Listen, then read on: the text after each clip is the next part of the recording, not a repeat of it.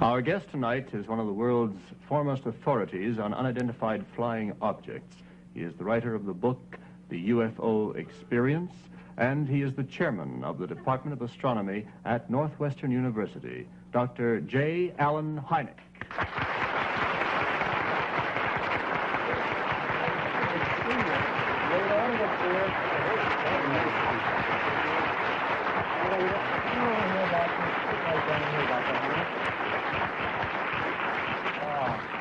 I was to lace those things right down there. I had the distinct privilege of meeting you about a couple years ago, year and a half ago. That's right. Mm-hmm. And so much has happened. I suppose, and it's one of the most discussed subject matters. The book, by the way, UFO Experience, is absolutely fascinating. I read it a little while ago.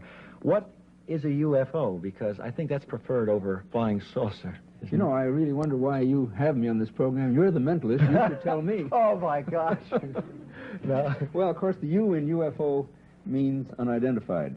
And I think right in the beginning we ought to have clear that we're not talking about the identifiable things. I have a few identifiable ones right along. Could I show you one right now? These are identifiable. Oh, yeah, these are identifiable. Which camera, right why here? Don't you... All right. The way you want. What is this? This is a searchlight, you see, that's playing on the clouds at night, and it's a very obvious thing. I mean, it wouldn't fool anybody, but sometimes it's been reported as a UFO. And here is a cloud, a lenticular. You know, I would never know that it was a cloud. That's just a cloud. It's common in the western part of the United States. It's a lenticular cloud. Yes, I see. And here's another identified one. Sometimes we get hoaxes, you know. Yes, yes. And this is a slightly out-of-focus photograph of a banana split sundae. You are kidding me. Oh, my gosh. That is... That's not what we're talking about. We're talking about the ones that you might say stump the experts. And offer no available information in light of present knowledge. This is right. They're really mysteries. Tell me, what percentage? It's a small percentage. Of course, if it were only 2, it would be significant, I think, and I think you'd probably feel that way. It's more than 2. Then. It's more than 2 out. I mean, 2 out of all the. What percentage would you say are really UFOs of all the sightings? Well, about 20%, actually, of all the ones that we have in the Air Force. You know, of course. You mentioned the Air Force now. I was scientific consultant to the Air Force for 20 years. In fact, I got into it because I was an astronomer. The Air Force needed an astronomer to weed out the meteors, the twinkling stars, and things like that. And we found that about 30% could be explained that way. And another 50% or so could be explained as aircraft, balloons, and so forth. But there was this hardcore residue of 15 to 20%. That high. That just couldn't be explained. What is it that we keep hearing about? You had mentioned it in your book that it was a common theory, swamp gases. Is that a significant explanation for a certain percentage? No, it is not. No, it isn't. That was a very... And we've been told that it is by some so-called, authorities. Well, this was a... You've got me on the spot there because I was the one who perpetrated that thing. You're kidding me. Way back in Michigan, in Hillsdale, Michigan. Yes. I, at that time, simply said that since the lights were seen over a swamp, I said, well, one possible explanation was that this could be swamp gas. But the reporters underlined swamp gas and ran off to the telephones. Yeah. And I think any time after that, if a UFO had been seen in the Sahara Desert, it would have been called swamp gas, you see. I think some of us who followed this whole phenomena became interested in the Condon report, I guess, which is how many years ago that it reached a fruition, or did it reach a climax? It was issued in 1969. It seems more recent, yeah. And what was the conclusion, and what's your feeling about that? Well, my feeling is that the Condon report was a travesty on science. Yeah. It just simply was... the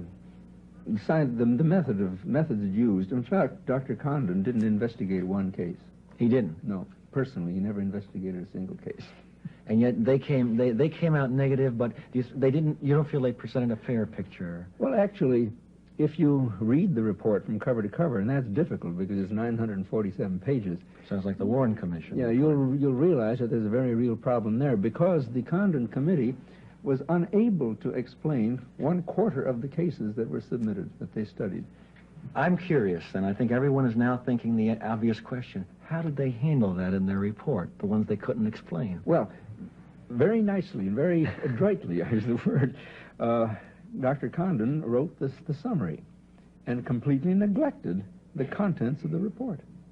Oh, well, I remember reading in the prologue of this book a quote of William James, a great psychologist, which in essence said that even scientists are not too enthusiastic about accepting something that they don't understand. They're just not ready to.